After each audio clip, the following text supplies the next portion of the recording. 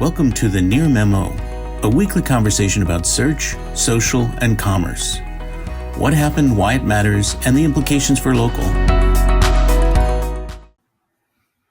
Mike, do you want to ask anything? I have a number of questions. I don't know where they'll come in. I mean, obviously, one big question is for this solo person, how does this site help them with their marketing?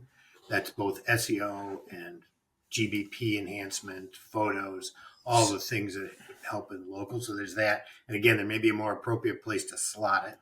The second thought I had was AI is great for creating webs, but I learned just through playing with it, it's also great for creating little mini web apps, right? First time ever, I was able to create a web app to calculate something and put it out on the web, and whether that's going to be a functionality of this process, because AI is so good at language translation, and apps are just, a language, right?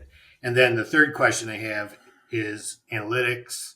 Obviously, dependency on Google for analytics these days is both problematic and in a number of ways, and whether you're going to provide analytics, what type of analytics. So before we get into those questions, which I think you can slot them in wherever you want to slot them. Before we get into those, which I think are all interesting questions, let's just talk about what Solo is. Like, what is it? How do you create a site? How long does it take? And what features does it have? Just to give people a sense of what the product actually is and how it functions. Yeah. So we had a few different I feel like when you build a new product, you have to start with some philosophies, like some sort of hypothesis. So there were some goals around this. We wanted it to be very simple. We wanted it to be beautiful. We wanted it to be fast. And we wanted to make sure it could serve non-technical people, right? So no code required, very, very, very simple.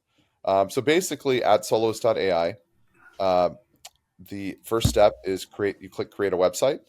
At that point, a lot of we're focused on service providers, the sort of the side hustle, the freelancer, could be your coach, your tutor, whatnot, your plumber, your architect, etc. People who bill by the hour is like how I like to describe it. A lot of those folks have an existing web presence. It's not necessarily a website. It's usually a social media link. It could be a Thumbtack URL. It could be a Yelp page. It could be a Google Place page. It could be a Facebook page, whatnot. So you can actually provide that link if you like. Or alternatively, you can just go ahead and answer a few questions like, what is your business about? What's the name of your business? Where are you based? And then you choose your colors. There's some color palettes that we provide. We don't give you full fidelity where you can choose precise colors, because we found that those little decisions are what really slows down getting to a website, because in the end here, you want to ultimately get to a result. You don't want to be stuck in design mode. And then you choose a pair of fonts that you want to use in your site, and then you click create. And at that point, wait maybe, 5-10 seconds, and you have a first draft of your site. You can then go in and edit as you wish. It's not the full featured set of fidelity that you would get out of WordPress or Wix or Squarespace, but there's more than enough to really make it your own. We do a lot of stuff behind the scenes to try to make the site look unique in different ways. And then after you've sort of edited and made it your own, you might add a section. Maybe I want a contact form. Maybe I want a newsletter sign up. Maybe I want to add video, whatever it might be. You can then publish your site. So it then asks you, what would you like your handle to be? It could, let's just call it Raja's, chess coaching business. You hit publish, and now you have Soloist.ai/Raja's chess coaching business. At this point, you may decide you want to attach your own custom domain. So you can go back to Solo. You can connect a custom domain. We actually have a really cool workflow there where you just type in the name of your domain, log into your registrar, and then we do all the DNS configuration for you. And now your custom domain is hooked up. That's set up. And now maybe you want to add Google Analytics. So you go back to Solo. You just put in your Google Analytics measurement ID. So we give you instructions on how to create that at the Google Analytics site. And then now you have Google Analytics on your page. And then maybe you want more SEO. Again, you go back to Solo, you go to settings. You can tweak with some of those SEO keywords that we initially suggested. We automatically include you in our sitemap. And of course, we're going to do more there because the job to be done here with the website is ultimately to grow your business.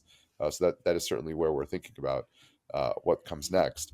But uh, that's basically the full summary of the product, and we have a little over. I just checked yesterday. I think we have like 8,400 or 8,500 published websites, mostly small business from all over the world.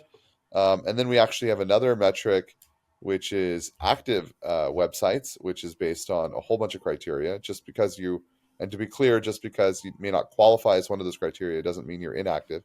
But things like connecting your custom domain would qualify you as an active website, and that's almost at 1,000, which is great. In terms of just sort of looking at the metrics and how new the product is. So these are small business, which is fantastic, and we're seeing it grow by 50 to 100 a day. And all of this is free. There's no cost for any of this. Yeah, so this is the this I feel like is the Robinhood opportunity of the internet. And let me explain. When Robinhood was announced in 2015, now let's ignore all the, obviously, let's call it I go dark back so other. far. I thought you were talking about Robin Hood and Miriam and Sherwood Exactly. Forest here. Exactly. That's where my mind went as well. Not to I the was, to the trading company. yeah, no, I was thinking Robinhood, the financial. Yeah. So when they came along, for those in the audience listening or whatnot, if you were trading stock in 2000, 2005, whatever, you had to call a broker. Um, Maybe by 2005 you could use E-Trade or whatever, but you had to call a broker, and there'd be a fee for every trade. And why? Because there's physically somebody on the phone who had to like push some buttons or whatever it is to get the market maker on the floor, go and execute your trade. Now it moved all online, right? Here's Robinhood in 2015 or whatever that exact time frame was. They recognized that this is just silly. Why do you still have to pay for your trades? They said this doesn't make any sense. This is a legacy business model. This should be free. The same thing is true in website hosting. So in 2000, you wanted to set up a website, you actually had to go to a data center. You actually had to set up a rack. You actually had to buy an SSL certificate. Bandwidth was actually expensive. Through efforts, including from Mozilla with like Let's Encrypt Foundation and whatnot, SSL certificates are free, right? They don't cost money anymore. The cloud providers, the cost of egress or bandwidth or however you want to, whatever you want to call it, it's all zero.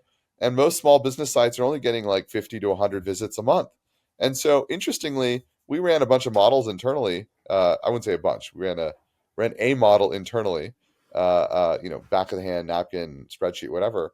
And I was looking at this and I'm like, this doesn't make any sense. I'm looking at the cost of our cloud provider. SSL certificates are not free. I'm like, is this right? We can host 100,000 websites for like $100 a month. I'm like, is this actually correct? But the bandwidth is so little. So when Wix and Squarespace are charging for these services, this is a classic example of like your margin is my opportunity. It doesn't need to cost this much anymore. And I think the problem is their business models are built on an environment that was 2005. And that's when these companies started. Because back then it did used to cost money. You did have to pay for an SSL certificate. You did have to, bandwidth was more expensive, but that's not the case in 2024. And so I think that's our opportunity to be very disruptive to this whole landscape. So Robin Hood though ended up selling purchase and sale data to short sellers, etc., for trending information to make money. So obviously, your analogy hopefully breaks down there, and you're Yes. not going to be doing that. But what are you going to be doing? How does this fit into the bigger Mozilla Yes. picture from a financial point of view? Yes, no, sure, sir. So, as I mentioned earlier, the job to be done with the website is to ultimately grow your business. That's why people are ultimately setting up a website. They want a surface they own. It's their digital business card, but at some point they're like, I want to grow. I want more business. And so we have this great asset at Mozilla, Firefox, and Firefox drives tons of search traffic. And in the Firefox search bar, which we call the suggest bar or Firefox suggest, we have the opportunity to surface ads that are independent of our relationship with Google. And so our plan is if somebody goes into that Firefox suggest bar and types in plumbers in San Jose, we could surface a business from Solo. And so what we'd like to do is allow Solo customers to effectively buy in a completely AI automated way. So they don't have to deal with any of the sort of choosing the creatives, choosing the keywords, measurement, none of that stuff. We'll do it all for them. They can just say, hey, here's $30 a month, bring me traffic to my website. And then we will see in Firefox when people are searching for mural painters in Cupertino or whatever it is, and we's like, oh, we have a business that wants to advertise against that keyword, we will then serve that business in the Firefox suggest bar. So the goal here, and the reason I kind of like this model, is it's a win-win for everybody. For us, it's house inventory, so it's great margin for us. It's a win for the solo service provider, the small business, because they're getting growth out of it, and we might be able to even offer more attractive pricing than Google, because it is all house inventory since we're the publisher on the other side. And it's disruptive to the incumbents because it's a business model they really can't compete at. It's an axis that they can't do. And so that's a natural advantage for us. It does raise the question, what percentage of Firefox's queries are explicitly local? So I don't have those stats offhand. But, I think there's billions of queries being served through Firefox a month. And so I think that's all public information. So is this going to work kind of like Safari, where you're going to offer up a first choice and then follow up with Google suggestions or something? Or yeah, so I think there's a slight implementation of this already in Firefox. So you might see this, for example, with product search, but you don't see it with like services business search. We had an acquisition a little over a year ago called FakeSpot, which is around detecting fake Oh yeah. reviews, right? Yep. And so some of I'm that very integration familiar work, with FakeSpot.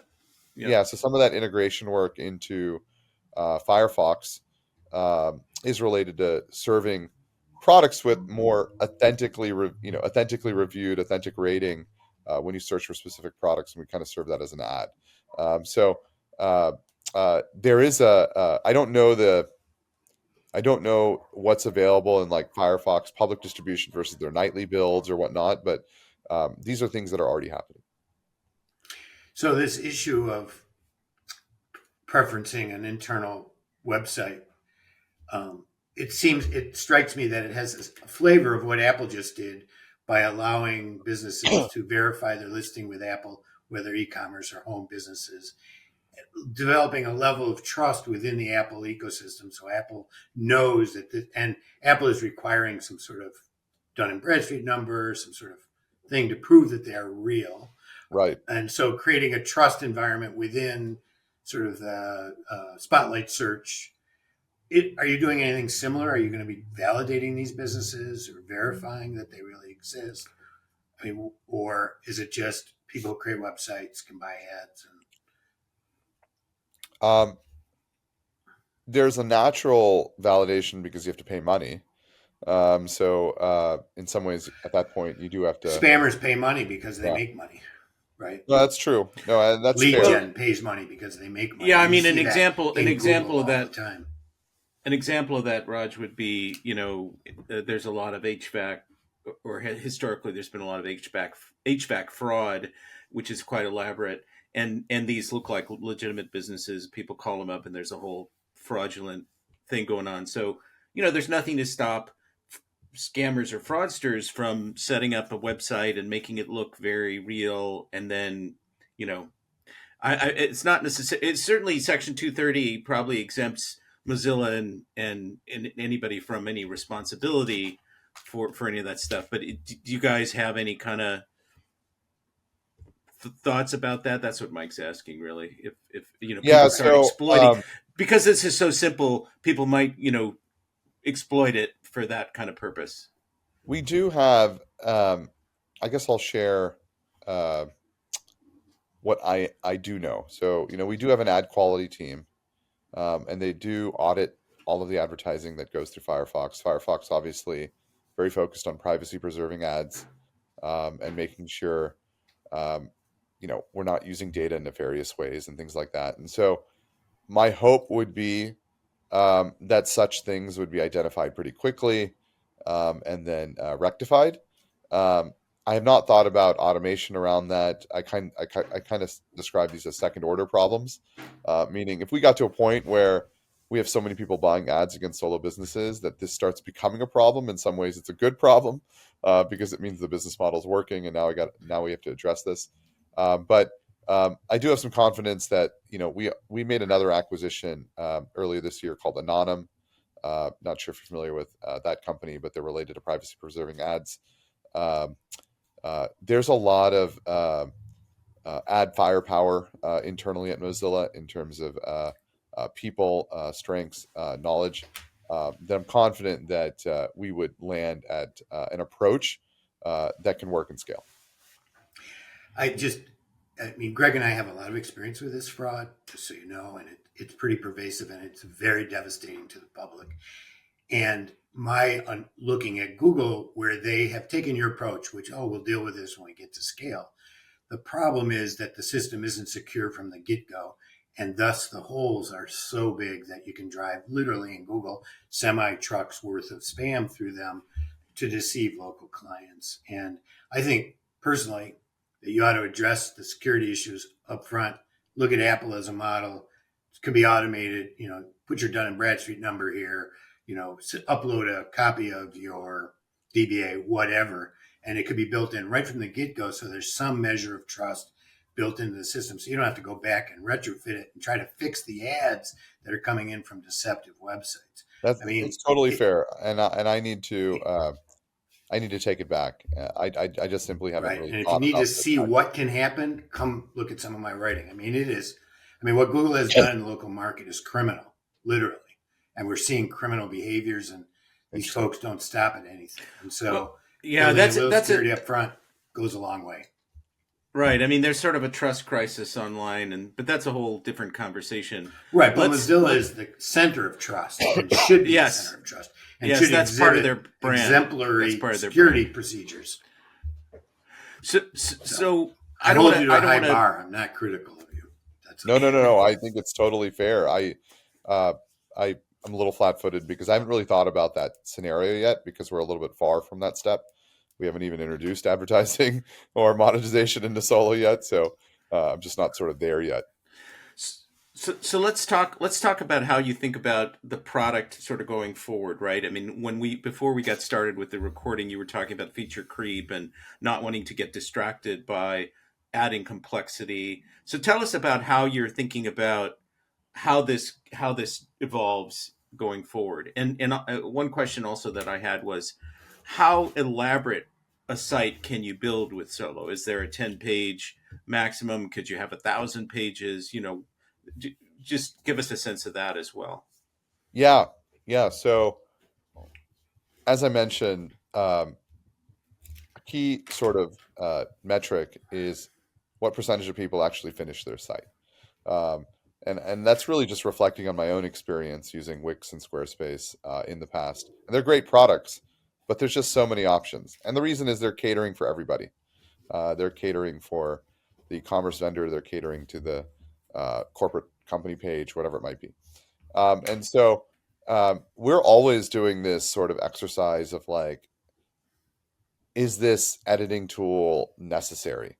And if it is, or this customization or whatever, and if it is, um, do we need all the options, or is one option good enough, or two options, or should we make choices for you? And then at the same time, reflecting back, if we don't see a lot of usage of a particular feature, we might remove it. Might go the other way, which is very counterintuitive. Because I sort of believe less is more, and I sort of do not want to enter this rat race of who has the highest fidelity WYSIWYG editor on the web. I think that's a trap. I think that would make us have to compete against these large incumbents, and we would lose. We're a much smaller team, less than 5 people, 4.5, depending on how you count it. Underfunded, less budget, just not in that kind of position to compete against whatever 1, 2, 3,000. I don't know how big Wix is at this point, but there's just no way. So when you're in a situation like that, I feel like you really have to be constantly thinking about how to be maximally disruptive. And so the only way to be maximally disruptive is have really strong opinions. And so we've kept the product super simple by design. We do not allow you to create multiple pages. It is a single page site at this point. I do believe this is the general trend of the web, simpler single page sites. a lot of folks want additional pages for SEO purposes. It is unfortunate how much of the internet is created for SEO purposes, whether it's synthetic blogs or whatever you might want to call it. But we've shied away from that. And part of the reason is we haven't seen a great reason to allow you to add a second page or a third page, because you can do everything sort of on the main page. But one weird byproduct of that is we had a reviewer reach out to us saying they're writing a roundup of popular website builders, and unless you supported multiple pages, they wouldn't include you in the list, Was because they that don't. the was that what happened with this Tech Radar piece that I Uh, showed you? it wasn't Tech Radar. It was a blogger for some corporate blog. Who knows? They all syndicate off each other. Um, but and it was interesting. And I said, well, we don't. What do you need multiple pages for? Like, you look at most of these AI website builders, all they're doing is letting you move a portion of the content from the main page to the sub page, but they're not giving you any additional editing capability. It's almost like they're just doing this for SEO, right? It's playing this sort of SEO game. So I find that all very interesting, but we've kind of stayed the course and do not support multiple pages within Solo. Most of these service providers, they're not trying to build full featured, uh, uh, uh, full featured websites, full web applications. They're trying to build simple web presence that they could share to people at a URL, just have simple sign up forms, whatnot. That's definitely the 95% case. If you are in the 5% where you're building something so sophisticated, I would suggest to you not to use Solo. Go use WordPress, Wix, Squarespace, or go find some web developers or whatnot and build that application. But the vast majority don't need that, and so that's kind of how we've thought about this. Are you getting a whole bunch of feature requests from your existing customers? I Yeah, mean, so how do we, they? Yeah. yeah, yeah, so we regularly, you know, it's funny. I was reading a write up, and they were talking about how great product managers talk to 5 customers every week, and I was thinking to myself, I'm like, I haven't verbally spoken to any of my customers in months. Like, I'm like, is this true? And then somebody said in the comments, like, well, if you're answering support emails, that counts as a communication. I'm like, oh, okay, all right, yeah. So I answer all the support emails for Solo, and we easily get more than 5 a week. Some of them are actual support requests. Some of them are feature requests. These feature requests run the gamut. It could be from wanting to export their site because they're web developers. They're just really using us as a design tool, to, hey, can you add billing integration so we can run e-commerce through the site, etc. So depending on what it is, we obviously triage it, but I think it's very important, and this has been very consistent with every product I've worked on. You have to have an opinion, and try to stay the course as close to that opinion as you can, because what we don't want to become is a generalized website builder, and that's not an axis I want to compete on. So many times we have to tell people no. I remember I was doing a panel interview, and one of the audience questions was like, "I use Solo, and it kind of sucks." I'm like, "Okay, what didn't you like about it?" It was very very bold to kind of say that out in the audience, but I'm like, "All right, let's hear this." And then they said, "Well, I don't like any of your color palettes. Will you allow me to choose my own color?" And I just said, "No, we're not. We curated these color palettes based on dark mode, light mode, what works with different fonts and whatnot. There's plenty of palettes available, but we have found that the minute you let people choose their own colors, they make bad color choices. First of all, so their sites start looking like a mess. But second of all, they never finish their site. They just start playing with color after color after color. And our goal here is to drive you to a completed site. So, we're staying true to sort of our what we think can make this successful. Thanks for joining David, Mike, and Greg. To stay on top of the latest developments in local, subscribe to our newsletter at nearmedia.co. We'll see you next week.